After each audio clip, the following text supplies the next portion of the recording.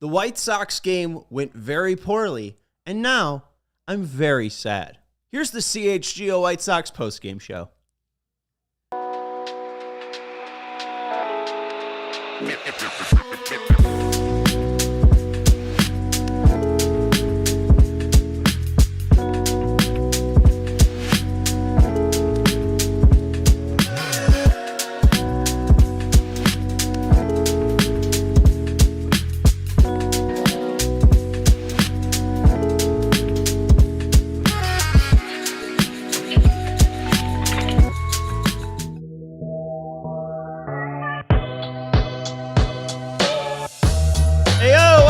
CHGO White Sox post-game show presented to you by Bet365. Use code CHGO365 when you sign up. Bet $5, get $150 in bonus bets, whether you win or lose. I'm your host, Sean Anderson. Welcome into Studio B of our CHGO offices here in the West Loop of Chicago. My producer today is Joey Christopoulos. I can't do this because you're Greek. Is this a shared thing between the Greeks and well, Italians? that's a Mediterranean cousin gesture that that'll take. How are you emotionally today, Sean? Sox lose 12-2. Does that help?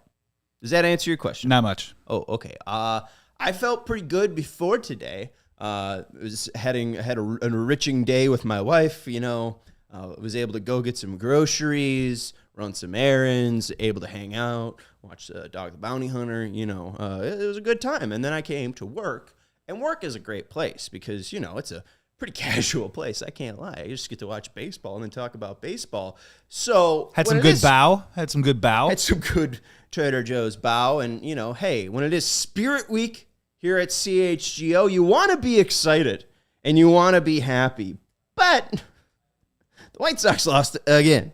The White Sox now have 50 losses on the year. Their record 23-50. They lose in a pretty horrific fashion, 12-2. And two of the three comments are already about our lead topic. Sox freak, Capra, ... WTF. And Baldwin set back down. Is this just a revolving door of stupidity? Sox Jack from Lyle. Tomorrow I will awake, and Vinny Capra and Ryan Noda will be gone, right? What did Ryan Noda actually do? Ryan Noda hasn't even had that big of a run yet. All right, let's give Ryan Noda like one homestand before we complain about him. But Vinny Capra is a name we're talking about. Lenyn Sosa was reinstated from the IL today. Brooks Baldwin was optioned back down to Charlotte. They used their option already on Brooks Baldwin, so this does not reuse an option on Baldwin if you're concerned about that. They sent him down to AAA earlier, and that used one of his options. So they don't reuse options. A second option was not used to call him up, give him a pinch hit opportunity, and then call him back down. So at least if you do have concerns about that, don't worry. I was a little bit confused, though, that they called Brooks Baldwin back up because it felt like he was going to be in Charlotte permanently.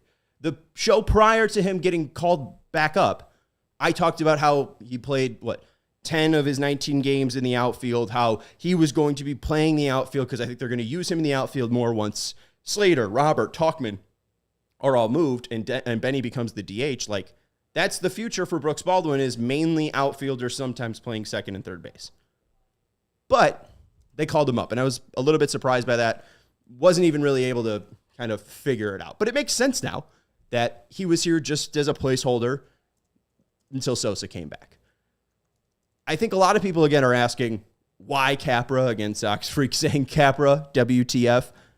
The main reason why Vinny Capra here is not to take a roster spot away from Brooks Baldwin. Brooks Baldwin's roster spot currently is taken up by Slater, Tauchman, or Robert. I think you could even throw in Lenyn Sosa there because I think if Lenyn does crash out and just doesn't show what he showed pre-injury, they might just bail and maybe Brooks is called back up as a fail-safe. But it feels like what they are trying to do is set Brooks Baldwin up for success when he inevitably comes back up. He's only 24 years old. Do you remember the name Romy Gonzalez? Romy Gonzalez, when he made his major league debut, was 24 years old. Brooks is a year younger than that. And you could go look at the first 3 years of Romy Gonzalez's time in Chicago. It's not that pretty for our friend Romy Gonzalez. Sorry, that's the wrong thing. Romy played with the Sox until he was 26. A sub, negative .7 WAR, 222 average, 239 on base, and a 361 slugging, right? He only played 48 games in Charlotte from 2021 to 2023 due to injuries and then just being on the major league team. He was cut by the Sox, or I think traded to the Red Sox by the White Sox. And since going to the Red Sox, 1.6 WAR in 310 plate appearances. He's been very, very good. 283 average, 323 on base percentage, 441 slugging percentage, 112 OPS plus. I think what you think of when you go back to Romy Gonzalez is, someone working out with him in the offseason and telling Rick Hahn, you can't trade that guy. And that set the expectations a little bit too high. Let's not set the expectations for Brooks Baldwin too high. We've seen that Tim Elko has done a great job of hitting AAA pitching. We've seen Brooks Baldwin do a good job of hitting AAA pitching. Brooks Baldwin did struggle against major league pitching. So it's not bad that he's really, kind of just dominating AAA. Like, give him all the confidence in the world when he comes back up to the major leagues. But the whole reason why he's in Charlotte isn't because of the hitting. He could hit, have an 82 OPS plus and be a switch hitter and play every defensive position and still be a positive player if he's able to play good defense. He was playing atrocious defense because they were moving him around every single day and he wasn't able to get comfortable. I think now if he does have more of a direction of you'll play second base and center field for us, I think that is a much better direction for Brooks Baldwin, and I think they're just trying to get him acclimated to that.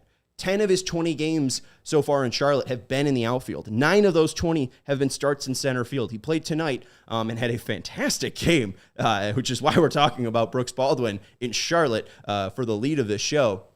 He started at second base tonight, but he got 1 home run to lead off the game. Then, in his second at-bat, he ripped a triple down the right field line, and he said, you know what, that's not good enough. In his third at-bat, he hit another home run. Like, he is dominating at the plate. You cannot deny that. You cannot deny that he is a better hitter than Vinny Capra. But he's not on the team for, lack of hitting reasons. He cannot play defense effectively enough at the major league level. And I think what they want for Brooks is for him to have all the confidence in the world when he's up here. And when he's going out there and making defensive mistakes at short and second and left and center and right field, I think it could really swallow a 24-year-old. Again, it took Romy a pretty decent time to get to where he is with the Red Sox.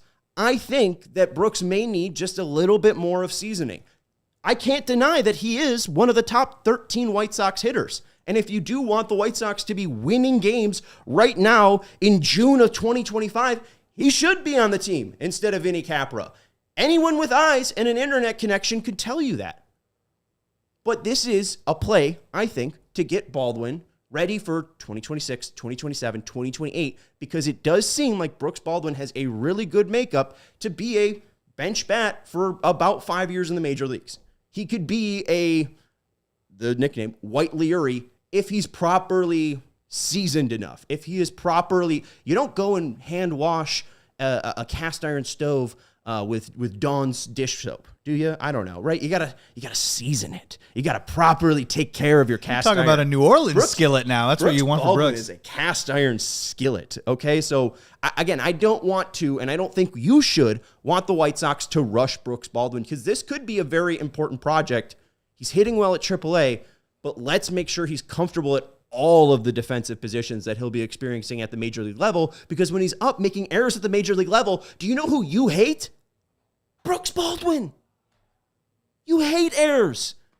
You don't like that Brooks Baldwin is going out to left field from a shortstop position trying to make a Willie Mays catch while they're not communicating between shortstop and left fielder and letting the ball just drop in between them. Like, we need him to just be a little bit sharper on the defensive side. And, it's funny when he hits 2 home runs and a triple in a game after you're sent down. It's tough to deny the bat and the excitement around Brooks Baldwin, but I want the excitement to last. Well, my only hope with this is that they communicated to Brooks the very plan that you're probably talking about right now. I think the average White Sox fan sees him get called up and then get sent right back down is some sort of pulling out under the rug. I think it was just a roster machination, right? Mm-hmm. I'm just hoping that they had that communication with Brooks.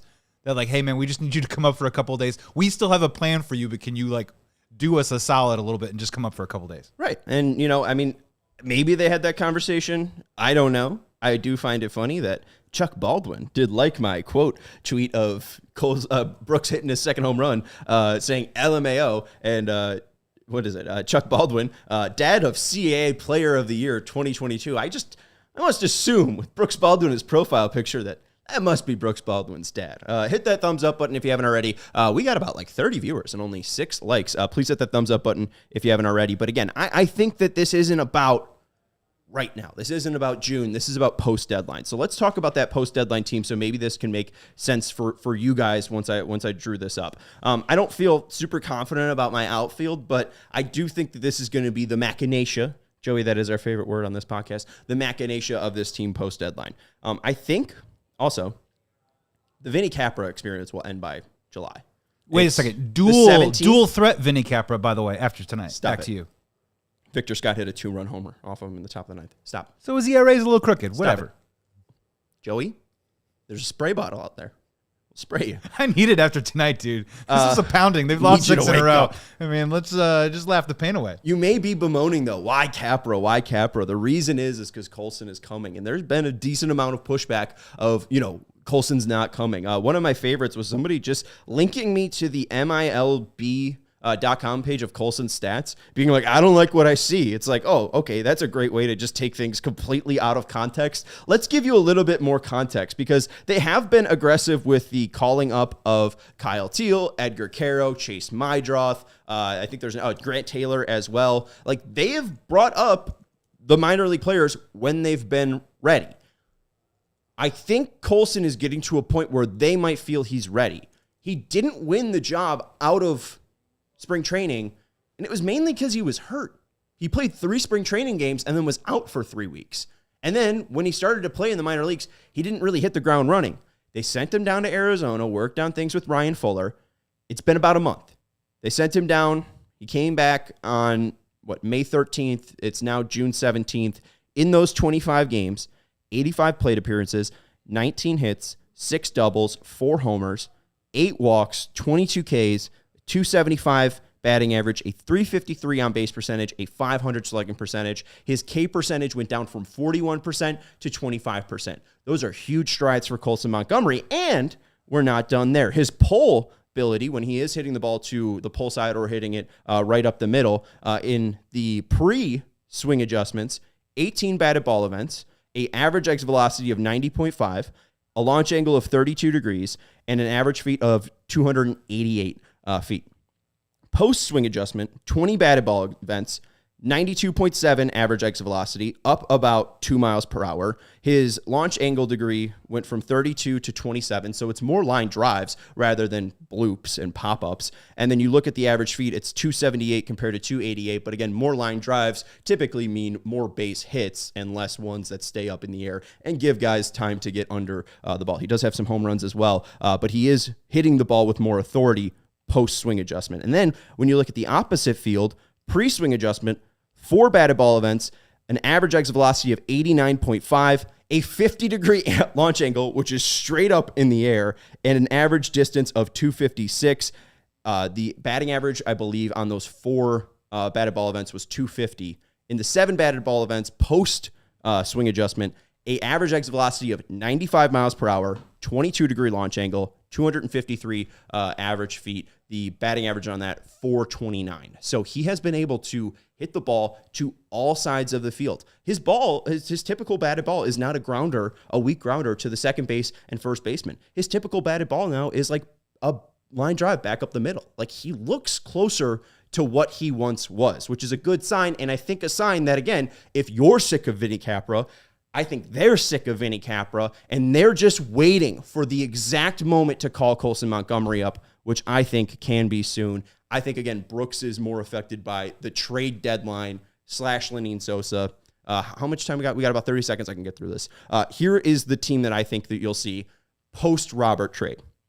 Colson at shortstop, and we'll see how long that lasts. That could easily mean Colson moving over to third base, Mydroth moving over to shortstop, maybe seeing Vargas play first base, and then just maybe more, Rojas at second base, or maybe they call somebody else up at second base. But Colson at shortstop, Vargas at third base, Mydroth at second, Elko and Noda splitting right-hand, left-hand platoon at first base once they're done with Sosa. At DH, it will be Benny post-deadline. Catcher, obviously, Teal and Caro. I think then in right field, you'll see Dominic Fletcher. He plays a pretty good defense out there, and that will be a left-handed side platoon with Michael A. Taylor, who played a really good right field today, robbing a home run. Center field, I think, will be Brooks Baldwin, who will have shots at second base and third base whenever Vargas and Mydroth need a blow. And then in left field, you got Austin Slater, because I don't think he'll be traded. And maybe that's Zach DeLoach, and maybe it's somebody they'd acquire in a deal, but like that's going to be your typical lineup. And Brooks will get a ton of playing time in the major league level once Robert's gone. And he's getting a ton of playing time right now in AAA, which is the best for him, and not just sitting on the bench like Vinny Capra is being the relief pitcher when they're down 12-2. We have to take a break here on the CHGO White Sox postgame show presented by Bet365. We'll talk about winning trades after the break. We want to let you know about our friends over at Bet365. Whatever the moment, it is never ordinary with our friends over at Bet365. A ton is going on right now. NBA, NHL, MLB. There was just a huge golf event. I think you can even bet on NASCAR, friends. You could bet on MMA. Whatever the moment, it's never ordinary. And new customers with Bet365 now get $150 in bonus bets when you bet $5. Win or lose, sign up, use our code CHGO365, deposit $10, and place a bet for $5 to win $150 in bonus bets if your bet wins or lose. And plus, they also have the MLB early payout offer with Bet365. If you bet a major league team on the money line and they take a 5-run lead, your bet automatically cashes out on the money line. So again, sign up with our friends over at Bet365. Use code CHGO365, deposit $10, and place a $5 bet to win $150 in bonus bets if your bet wins or loses. Must be 21 plus. If you or someone you know has a gambling problem, crisis counseling or referral services can be accessed by calling 1-800-GAMBLER in-app only. We also want to let you know about our friends over at Empire. 588-2300-EMPIRE. Today, we want to let you know that our friends over at Empire are the experts for flooring. If you are looking to upgrade the floors in your home, Empire are the flooring experts. Don't mess around with this. Don't ask a buddy for help installing those floors. Don't look in the big box stores yourself for the right floors for your home. You don't know what they are. The people at Empire are experts, and they know how and where to meet you to get those homes. You can see samples in your home with a free in-home estimate today, because some things are better at home. CHGO listeners can receive a $350 off discount with code CHGO. Visit EmpireToday.com/CHGO for more details. Back here on the CHGO White Sox postgame show presented by Bet365. Use code CHGO365 when you sign up. We do want to let you know that it's currently Spirit Week here at CHGO. We didn't have a show on Monday, but that was favorite shirt day. I'm wearing my favorite shirt right now, my favorite hat. We had a flash sale on Monday. Wish you knew about it then. My bad. But today is Mystery Guest Day. We'll be doing that on Thursday. So, and it's going to be good. It's going to be good. It's going to be good. We promise. We got 3 people. Worth the wait. I think. I don't know. We have 3. We have 3. Who we're going to throw at you on Thursday? Who knows? Who we're going to throw at you on Sunday? Who knows? I don't know. Who we going to throw at you next week?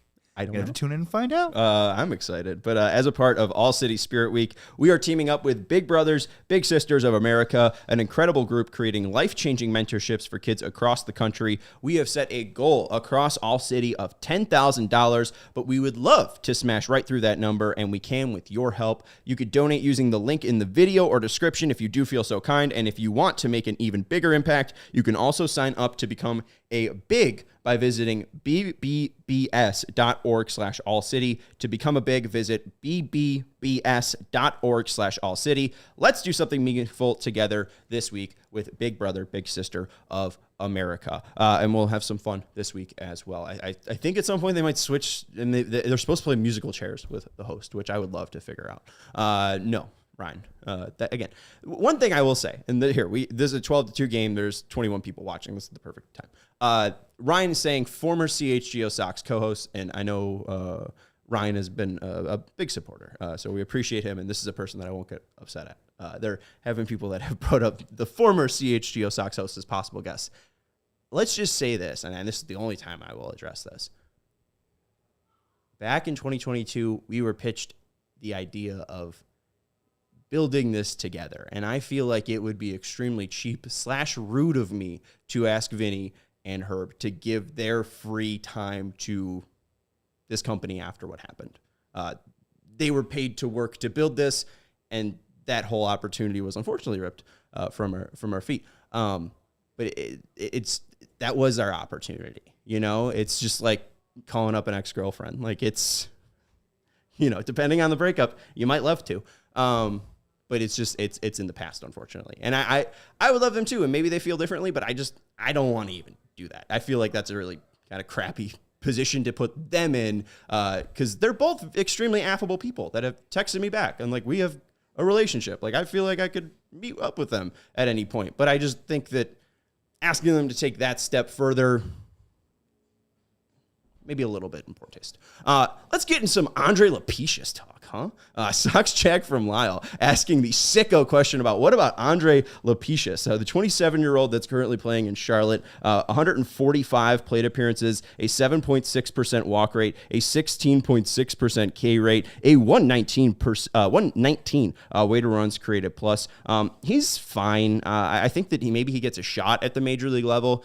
He might be better than Deloach, and they might want to give him an opportunity over a guy like Deloach. I think that Fletcher might be the first one up because of, first of all, their kind of investment into Fletcher. They gave up Mena, but also he was very, very good in right field at a major league level. Lapicius might just be a guy that's like a sub 100 average hitter in the major leagues and a bad defender. So it just might be like Andrew Vaughn. And it makes sense because his name's Andre. So like, if you want Andrew Vaughn like 2.0, I don't know about Lapicius, but I think he might get a shot. I wouldn't go crazy over it though. But he's definitely somebody in the system that maybe we even see in September.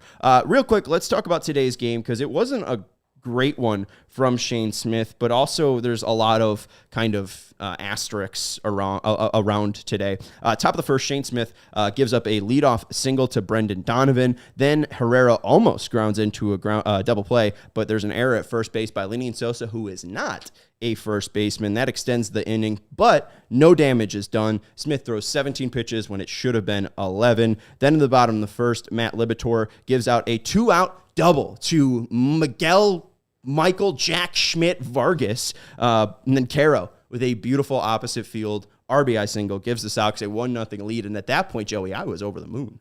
I was thrilled about early the White runs Sox. is nice. Haven't seen a lot of that lately. And man, it was just a great hit. I mean, we've seen this pretty often. I at least 4 or 5 times from Caro this year of just going the other way. I think Carlos Santana was a little bit too bold. Shout out. He isn't as smooth as Carlos Santana. Carlos Santana is still like 38, playing incredible baseball and smashing the ball. One thing we haven't seen from Caro is him smash the ball. So I think Carlos Santana was the wrong comp for Caro. He kind of seems though like, and this is also a wrong comp, so maybe like Luis Arraez light. But if Luis Arraez was a catcher, it just seems like he does have that ability to shorten up his swing. And if you don't have big swing and miss stuff, he's going to be a problem. 2 for 4 today. He's got a 284 average. Like, he's got a really good ability to get on. 352 on base percentage. It's just a sub 324 slugging percentage. So it's a guy that's a very interesting hitter because there isn't a ton of pop, but he just knows how to hit that ball in the exact same place in the right moments. It's a very clutch player for only being 22 years old. He's the youngest player on the Chicago White Sox. Top of the second, Shane Smith has a 9-pitch at bat versus Arenado that leads to a single. Then Nootbaar has a 4-pitch walk. Then an error by Miguel Vargas, a ball that kind of is bunted down the third base line, and they're debating whether it's going to go foul or not. Vargas decides to pick up the ball, throws it over to Lenyn Sosa. And again, Lenyn Sosa, not a first baseman. Very tiny. Tim Elko maybe is able to stretch and reach that ball, but it gets past Sosa. Run scored by Arenado, makes it 1-1, and kind of falls off from there. Bases are loaded after a Scott hit by pitch. Then an RBI single sneaks through the infield, making it 2-1. Then a RBI ground out to first base makes it 3-1. There were talks that maybe Sosa could have thrown home, slow runner, but he just decides to take the first out of the inning. Then an awful, terrible 2-run blooper right over the second base and first baseman, right in front of the first baseman to make it 5-1. Carroll's able to get his pitcher out of the inning, though, with a back pick of Herrera at first, and then Contreras is able to ground out. So that inning ends 5-1. Then the bottom of the second, Liberatore goes 1-2-3. Top of the three, Shane Smith goes 1-2-3. He's at 58 pitches through 3. Bottom of the third, Slater hits a first base. Slater hits a single, but no damage by Liberatore. Top of the fourth, Donovan smokes a 2-out double, and Smith is at 72 pitches because he's able to get out of the inning. Still 5-1. Bottom of the fourth, Liberatore again 1-2-3 against the Sox. And top of the fifth is where Shane Smith's day will end. Michael A. Taylor did rob Herrera of a home run, a beautiful jump by Taylor. If you've ever been up next to those fences and see how high Taylor got up, probably got like 10 to 11 feet. Like, I mean, that easily could have dunked a basketball. That was a very athletic jump from a above 30-year-old man. So shout out to Taylor for that one. A beautiful rob. Then Contreras is walked. Burleson hits a single. Arenado's walked. Carroll throws down to second with runners on first and second. Contreras runs home. Another situation where the Sox have a runner stealing second. This one was on a walk. Stealing second and the runner at third coming home and scoring. I think this has happened at least 4 times to them. They did review this one. It was like by an inch. They overturned this one. I thought it easily could have just stayed with the call on the field, but just another situation where the Sox just let a run score. I think you just got to, that guy is going to second base no matter what because of the walk. Just let him take that base. But anyways, there's a nice snag by Sosa down the line, which could have made it an even bigger score at that point. Bottom of the sixth, Sosa hit a single. Then Sosa advanced on a deep line out by Taylor. Capra with an RBI single, making it 6-2, and then it's just a mess from there. Let's talk about Shane Smith. Sox do lose this game 12-2. 4 1/3 innings pitched from Shane Smith. 6 hit, 5 earned run, 3 walks, and 2 strikeouts. What'd you say about the game today, Joey? I mean, it's one of those games where, like, if I had to work or I didn't get a chance to watch the game and I came home, I pull out the box score and I go, oh, man, Shane Smith had this terrible start. The Cardinals really got after him. And it's one of those beautiful baseball 162 moments where that second inning was complete BS. I mean, I get it. He didn't have his best stuff today. He did walk a guy. He did hit a guy. But those 2 hits were like these weird little squibber Hawk Harrelson duck snorts. And it really snowballed on him, and it was death by 1,000 paper cuts. I don't think Shane Smith was as bad as his final line said. No. I'm not saying that he was on top of his game. It's just one of those games where if you didn't get an opportunity to watch it, it wasn't as bad as the line looks. The average exit velocity that he gave up, 82.8 miles per hour. Very good. None of those balls were like truly smoked outside of the one that was almost a homer, but Taylor ends up robbing that. Yeah, Donovan gave him problems, but other than that. Donovan did give him problems, like 3 hits on him. Yeah. But there's 18 balls in play.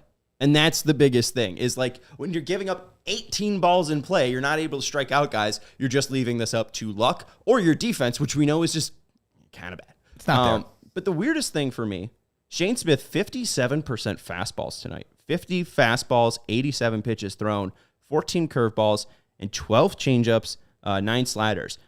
The changeup was like the pitch that we saw in the start of the year. That was like his kind of ride or die. And it has been pretty neutralized over the past 4 starts. The fifth start ago, he was above 30%.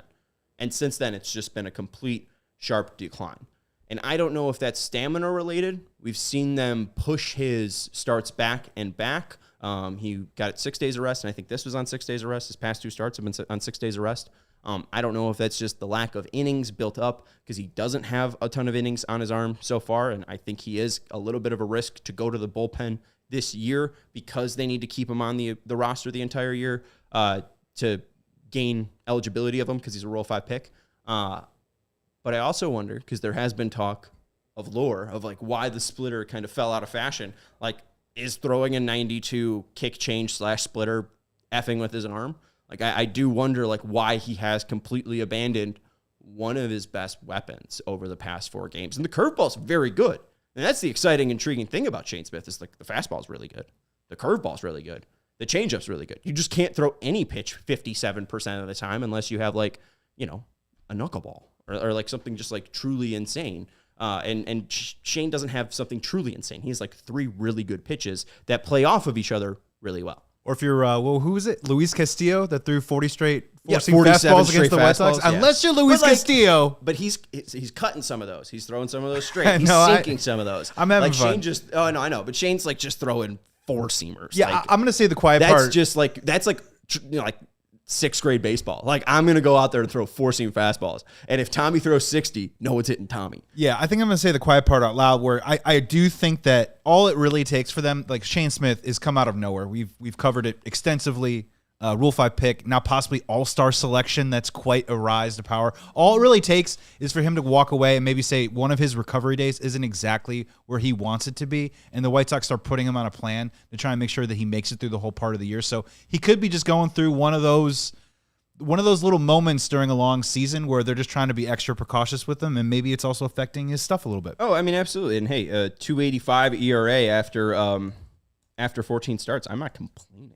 Oh, yeah. The last thing that I'm going to do is complain. If you told me that he'd have a 2.85 average or ERA after 14 starts, I'd be, drooling over myself. And I am drooling over myself over Shane Smith. He's very good. And he's on the team for next year. What'd you say? I can attest. He has been drooling all over himself. Oh, yeah, absolutely. I love to drool, folks. TMI. Let's take a break here on the CHGO White Sox postgame show presented by Bet365.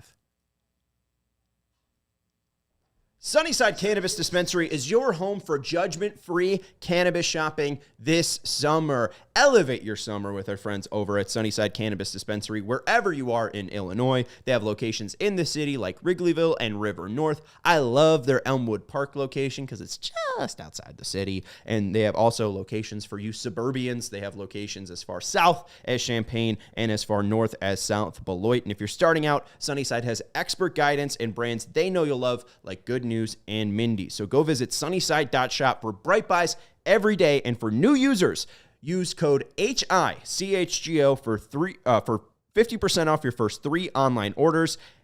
Use promo code HICHGO at checkout to qualify. For existing users, use promo code CHGO50 for 50% off one Cresco Lab brand item.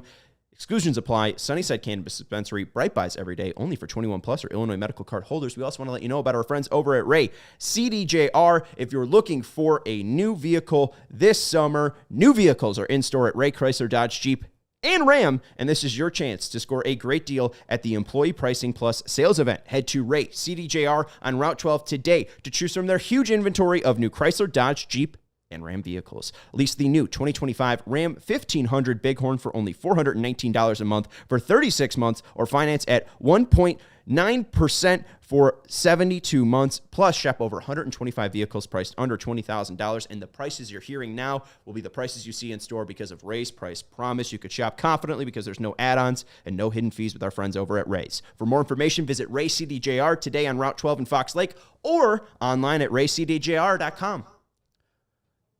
And hey, look at Ryan saying drooling talk, and y'all haven't liked the video yet. If you haven't liked the video, hit that thumbs up button. And again, it is Spirit Week. If you are feeling generous, make sure to click that link and at least explore the donation page for Big Brothers, Big Sisters of America. During the break, I was able to peruse the internet, and I didn't look at how the Knights game ended.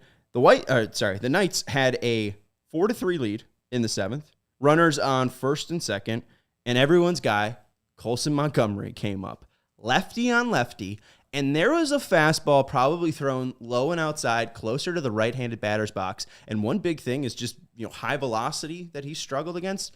Hits the ball 97 miles per hour into the gap, like right center field gap, and gets a triple that scores 2 runs. He's better than Vinny Capra. Vinny Capra started 4 of the last 5 games. Hot take. Like, let's just see Colson Montgomery called up. Are they back home? They play the Cardinals, and then who do they play next? Give me 1 second. I got it. I'm not. No kidding, folks. I could see him up on Friday. They're going to Toronto, so they got to get out of the country. I don't know. They won't what send that's to Toronto. Yeah, and then they come home for the Arizona Diamondbacks, home for the San Francisco Giants to wrap up the month of June. There's your window. The 24th. I called a Seiya Suzuki homer earlier today, so maybe I'm just hot. July 24th against the Arizona Diamondbacks, Colson Montgomery will make his major league debut. How about that? I think they're going to call him up. And before the year, I was saying that he'd have a pretty similar debut or rollout to Tim. Tim debuted June 15th of 2016. It's June 17th. June 24th, 9 days off. I could see it. I think that he's better than Capra. They played him at 4 of the 5 last games. Capra starting at shortstop. let's have the kids play. I think that we're going to see Colson Montgomery soon. And if you don't think so, that's fine. But again, I mean, we've seen an explosion for him since they've changed the stance. It's above 257, the on-base percentage above 353, the slugging above 500. Yes. All right, let's get into some weird stuff. Ryan also saying, why do I randomly seeing Colson ending the season in the outfield? I don't think that's going to happen. I think the last thing that they're going to do with him is put him in deep waters defensively. They're going to put him at shortstop and third base. But I think in the offseason, that will be his work, is let's work on first base for you. Let's work on the outfield. Because if shortstop's not going to be the end position for you, I could see them trying to figure out something with him. But I don't think, again, they want to drown him. If he's able to come up and hit, that's all they care about. They'll figure out the rest later, right? Because that's what he wasn't doing, and that's what made him like such a high prospect. Like, even though he was a shortstop, he probably would have still been a top 50 prospect, even if he was like a third baseman or first baseman hitting the way that he did. So I could see that in his future, just maybe not this year. But let's talk about something, because this keeps getting brought up by a certain TV network in Chicago that airs Chicago White Sox games. And they brought it up on their podcast, and they brought it up during the game today, because partly the White Sox were playing the St. Louis Cardinals, so we get to rehash. Did the White Sox win the trade? Did the White Sox win that trade? Let's have Derek Gould on and see if the White Sox won or lost that trade with the Cardinals and Dodgers. Oh, did the White Sox win that trade with Dylan Cease? Dylan Cease has a 4.68 ERA this year, so that means he sucks. Let's put a little bit of context into this, because we are smart baseball fans. We have brains. So no, I want winners and losers, Sean. Right. Like, first of all, the gamification of sports media just sucks. I mean, go look at ESPN when there's the Stanley Cup Finals, the NBA Finals, Shohei Ohtani returning to pitching, Rafael Devers traded from Boston to San Francisco. They're talking about Dak Prescott's legacy in Dallas. Like, everything is gamified. We must have a winner or loser. We must have the best. It's boring and annoying. Like, when that deal was made of them trading Fetty, Kopech, and Pham, the feeling was fine. It was like, it was like a B-. Miguel Vargas wasn't a top 100 prospect, similar to Colson Montgomery. It was, tough to get excited about him. I compared him to a broken or open boxed PS5. You're not sure if you're going to have to try to look up a YouTube tutorial to fix something, or if he's going to be, out of the box, fresh and new. We had to go on YouTube. We had to replace the HDMI port, but now we're gaming. And now Miguel Vargas is Michael Jack Schmidt. But like, at the moment, like, it was And I don't think that the gamification, because of the Herschel Walker trade and the Lou Brock trade, like, we have to rewrite history every month to see who won or lost a trade. The White Sox made a pretty good deal, traded Eric Fetty, and that was a smart move. Tommy Pham was crazy, and they were smart to get him off the roster. And the biggest thing that most White Sox fans felt, or at least me felt, was that most of Major League Baseball was undervaluing Michael Kopech. Me felt too. And they end up getting Tommy Edman in that trade. And Tommy Edman was one of their best hitters to win the World Series. We don't really need to rewrite that trade. The Dodgers would do it 100 times out of 100. The White Sox would do it 100 times out of 100. The Cardinals would do it 100 times out of 100. It's a fine trade. We don't need to rehash and see who won by 0.08 seconds and like the photo finish of the freaking Miguel Vargas, Eric Fetty, and Michael Kopech trade. When people look back on history, they're going to look at the 2024 Dodgers and say they won the World Series. That must have been a good team. Shohei Ohtani stole over 50 bags and hit over 50 home runs. Wow, that guy must be good at baseball. I saw something after the Gage Wood performance in the College World Series where he goes 9 innings, throws a no-hitter for Arkansas. Someone being like, in baseball history, is there a better performance? Yes. A guy threw a perfect game in the World Series. Like, the Yankees were down 2-1 against the Dodgers in the 1956 World Series. And Sandy Koufax? No, not Sandy Koufax. Are you talking about the Yankees guy? Or? Don Sutton, right?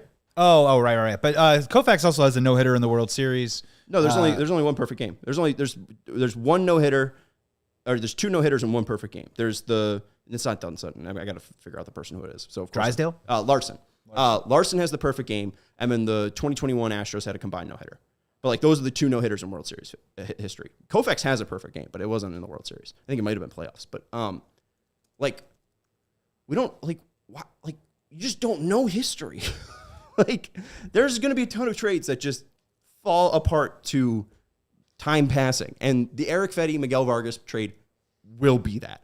I don't think Miguel Vargas will be a Tony Gwynn, Mike Jack Schmidt type character, but he might be a fun piece for like 3 years.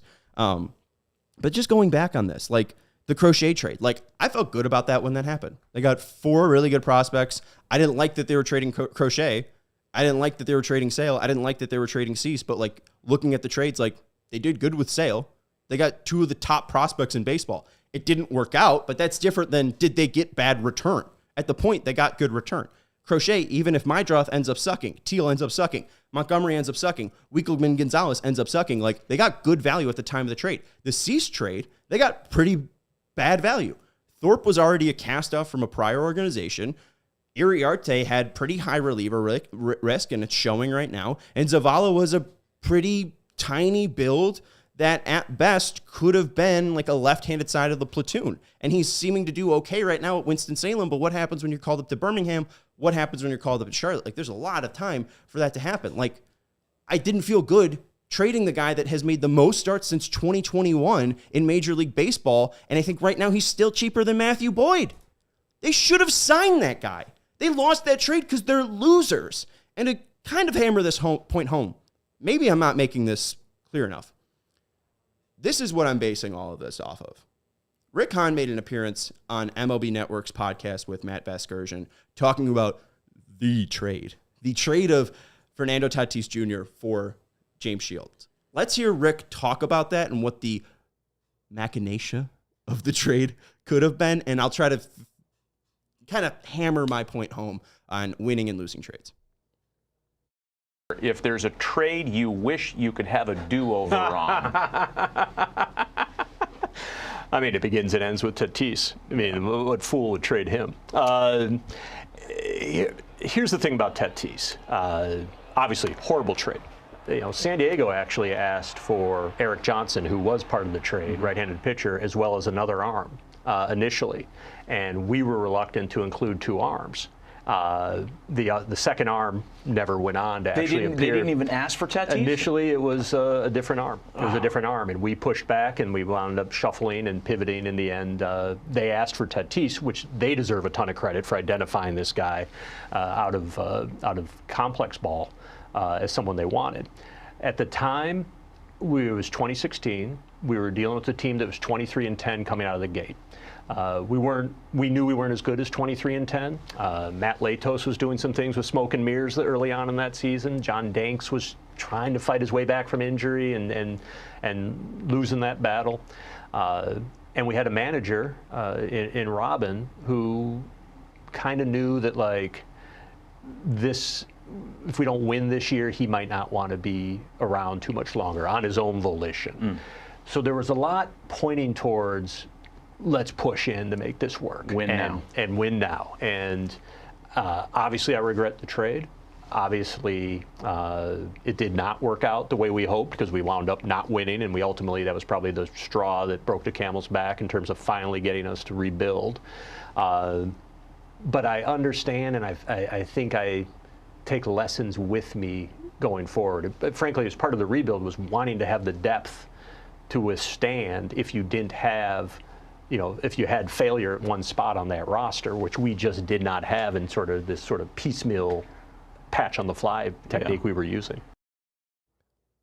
Here's the thing, and it plays off of Rick says of what fool would trade Tatis. And I'm not blaming Rick for trading Tatis.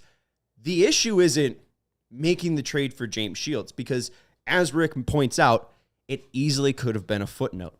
They easily could have traded 2 pitchers, Eric Johnson being one of them, to James Shields, for James Shields, and that could have been it. Could have been a footnote of 2016. We never talk about the James Shields trade again.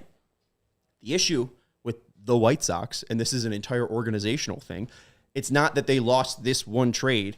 It's that they're just losers of an organization. It's a loser organization that had no idea what was going on in the Dominican Republic.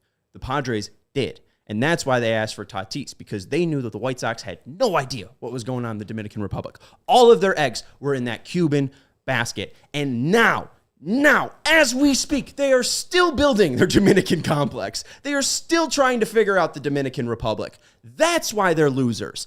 That easily could have been an easy footnote, and Rick Hahn just made a trade, right?